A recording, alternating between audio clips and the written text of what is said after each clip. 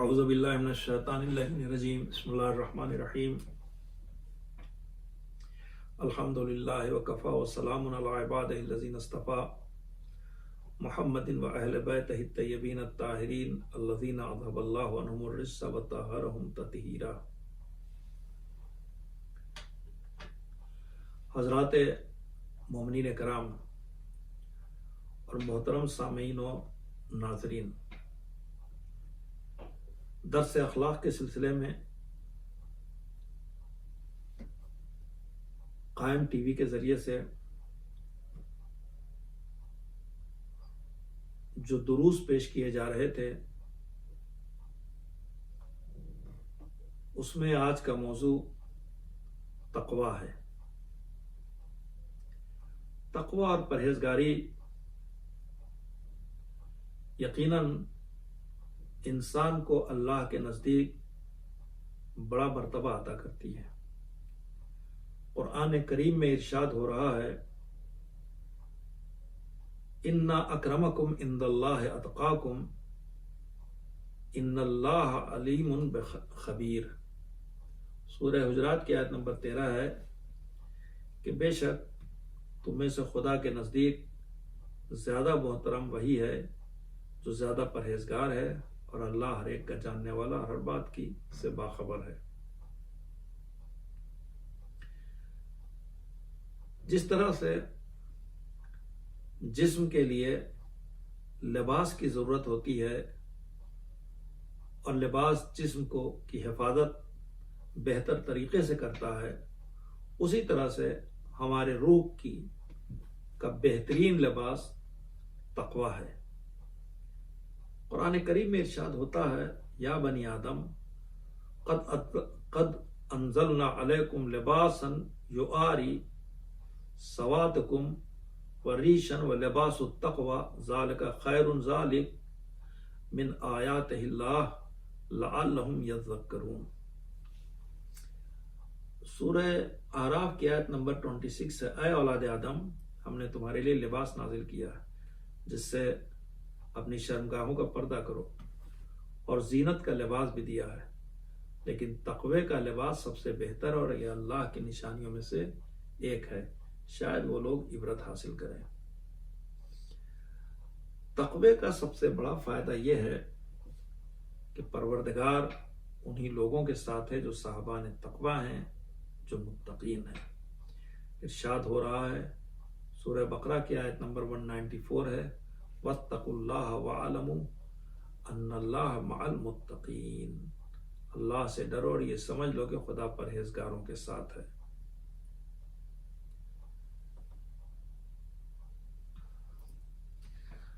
انصاف کرنے کو اور عدل کرنے کو بھی تقویٰ قرار دیا گیا ہے، یعنی جو صحیح معنوں میں عدل کرتا ہے اس کی کوالٹی یہ ہوتی ہے کہ وہ متقی ہوتا ہے۔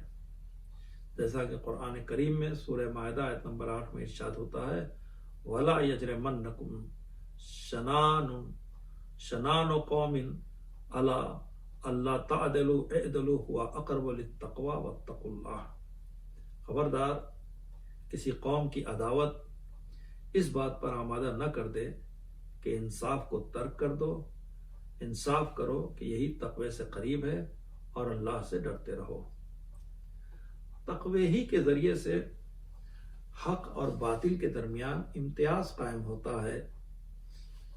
جو حق پہ ہوتا ہے اس کو متقی کہا گیا ہے، جو باطل پر ہوتا ہے اسے گمراہ کہا گیا ہے۔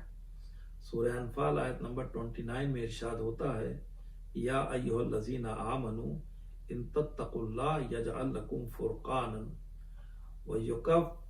وَيُكَفِّرْ عَنْكُمْ سَيِّئَاتِكُمْ وَيَغْفِرْ لَكُمْ وَاللَّهُ ذُو الْفَضْلِ الْعَظِيمِ۔ سورہ انفال آیت نمبر 29 ہے۔ ایمان والو، اگر تم تقوی الہی اختیار کرو گے تو وہ تمہیں حق و باطل میں فرق کرنے کی صلاحیت عطا کر دے گا، تمہاری برائیوں کی پردہ پوشی کرے گا، تمہارے گناہوں کو معاف کر دے گا، وہ بڑا فضل کرنے والا ہے۔ اسی طریقے سے تقوی کی اہمیت کے سلسلے میں اقوال معصومین میں سے مولا کائنات کا ایک قول ہے، آپ ارشاد فرماتے ہیں کہ التقوی مفتاح الصلاح، فرمایا کہ تقوی کامیابی کی چابی ہے، اور تمام اخلاق کا سید و سردار تقوی کو قرار دیا گیا ہے۔ اور مولا یہاں پر بھی ارشاد فرماتے ہیں التقوی رئیس الاخلاق، جو متقی ہوگا وہی صاحب اخلاق ہوگا، جو صاحب اخلاق ہوگا اس کا کمال ہوگا کہ وہ متقی ہوگا۔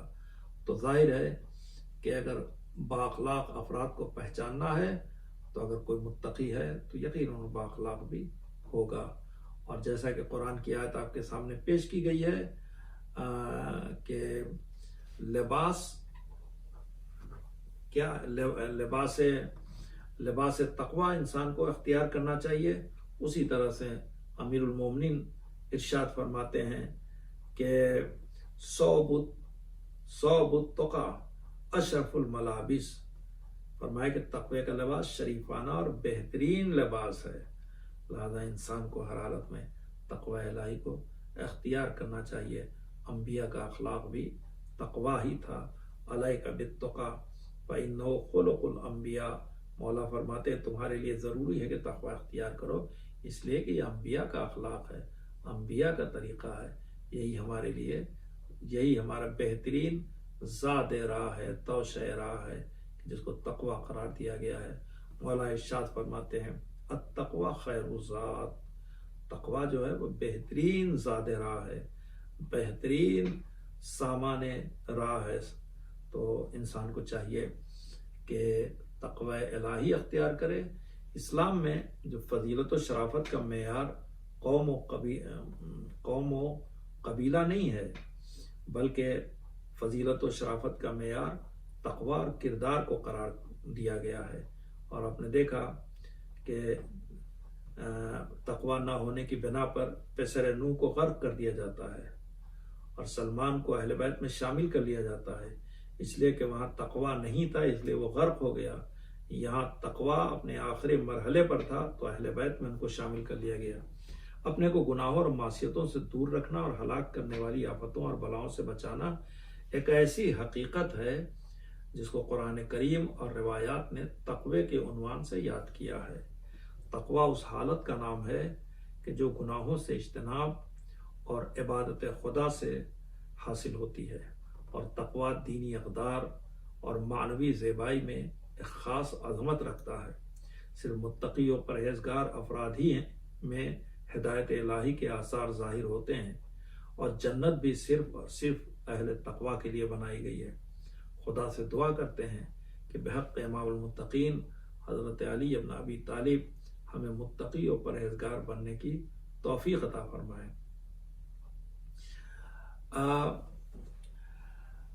ایک نوجوان کے تقوی کے بارے میں ایک واقعہ ملتا ہے، اور وہ یہ ہے کہ قبیلہ انصار کا ایک شخص کہتا ہے کہ گرمی کے دنوں میں ایک روز مرسل اعظم صلی اللہ علیہ وآلہ وسلم کے ساتھ ایک درخت کے سائے میں بیٹھا ہوا تھا۔ ایک شخص آیا جس نے اپنا کرتا اتارا اور گرم ریت پر لوٹنا شروع کر دیا، کبھی پیٹھ کے بل اور کبھی پیٹ کے بل، اور کبھی چہرہ گرم ریت پر رکھ کر کہتا اے نفس اس گرم ریت کا مزہ چکھ، کیونکہ خداوند عالم کا عذاب تو اس سے کہیں زیادہ سخت ہے۔ پیغمبر اکرم صلی اللہ علیہ وآلہ وسلم اس واقعے کو دیکھ رہے تھے۔ جس وقت وہ جوان وہاں سے اٹھا اور اپنے کپڑے پہن کر ہماری طرف دیکھ کر جانا چاہا تو پیغمبر اکرم صلی اللہ علیہ وآلہ وسلم نے اس کو اپنے پاس بلایا۔ جب وہ حضرت کے قریب آیا تو حضرت نے اس سے فرمایا اے بندے خدا، میں نے اب تک کسی کو ایسا کام کرتے ہوئے نہیں دیکھا، اس کام کی وجہ کیا ہے؟ تو اس نے عرض کیا خوف خدا، میں نے اپنے دل میں ٹھان لیا ہے تاکہ شہوت اور طغیان سے محفوظ رہے۔ حضور نے فرمایا تو نے خدا سے ڈرنے کا حق ادا کر دیا، خداوند عالم تیرے ذریعے اہل آسمان پر فخر و مباحت کرتا ہے۔ اس کے بعد حضرت نے اپنے اصحاب سے فرمایا سب لوگ اپنے اس دوست کے پاس جمع ہو جاؤ تاکہ یہ تمہارے لیے دعا کرے۔ سب اصحاب جمع ہو گئے تو اس نے اس طرح دعا کی پالنے والے ہماری زندگی ہدایت پر گامزن رکھ، تقوی کو ہمارا زاد راہ اور بہشت کو ہماری منزل مقصود بنا دے۔ اور اسی طرح کا ایک واقعہ اور آپ کی خدمت میں عرض کر دوں۔ کہ چھٹے امام سے واقعہ نقل کیا جاتا ہے کہ جیسے کہ انما یتقبل اللہ من المتقین، اللہ بھی انہی کی دعاؤں کو قبول کرتا ہے کہ جو متقین ہوتے ہیں، جو پرہیزگار ہوتے ہیں۔ تو امام صادق علیہ السلام سے واقعہ ہے، فرمایا کہ میں نے اہل سنت افراد سے ایک شخص کی بڑی تعریف سنی اور اس کے اللہ والا اور صاحب کرامت ہونے کی کئی داستانیں سنی، تو مجھے اس کو دیکھنے کا شوق پیدا ہوا۔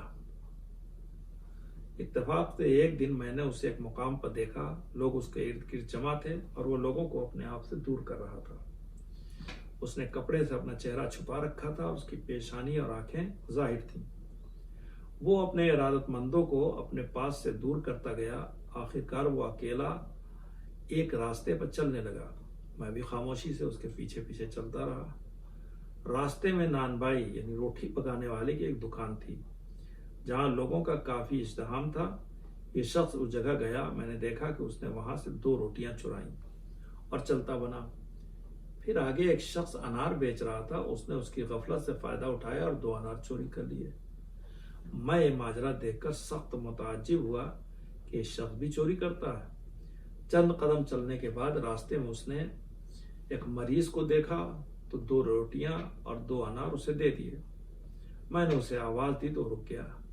میں نے اس سے کہا، اے بندے خدا، میں نے تیری بہت تعریفیں سنی تھی اور تجھے دیکھنے کا خواہش مند تھا، لیکن آج میں نے تجھے دیکھا تو مجھے تمہاری اس حالت پر بہت ہی دکھ اور افسوس ہوا۔ اس نے کہا، تو نے کیا دیکھا اور میری کس بات سے تجھے دکھ پہنچا؟ تمام نے کہا، میں نے دیکھا کہ تو نے نان بھائی یعنی روٹی بیچنے والے کی دکان سے 2 روٹیاں چوری کی ہیں اور انار بیچنے والے کی دکان سے 2 انار چوری کرتے دیکھا ہے۔ جب میں نے الفاظ کہے تو اس نے مجھے مزید بات کرنے کی مہلت ہی نہ دی اور فوراً بول پڑا، تو کون ہے؟ میں نے کہا، میرا تعلق اہل بیت رسول سے ہے۔ اس نے میرا وطن پوچھا تو میں نے کہا، میرا گھر مدینے میں ہے۔ اس نے کہا، پھر یقیناً آپ جعفر ابن محمد ابن علی ابن حسین علیہ السلام یقیناً آپ وہی ہیں۔ میں نے کہا، بالکل میں وہی ہوں۔ اس شخص نے کہا، رسول اکرم صلی اللہ علیہ وسلم نے آپ کی نسبت